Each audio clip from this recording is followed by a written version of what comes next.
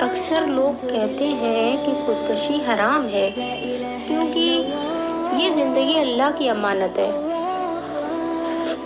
لیکن جب زندگی گزارتے ہیں تو خوب اللہ کی نافرمانی کرتے ہیں، تب ایک بار بھی نہیں سوچتے کہ یہ زندگی اللہ کی امانت ہے۔ جب ہم اسے اپنی مرضی سے ختم نہیں کر سکتے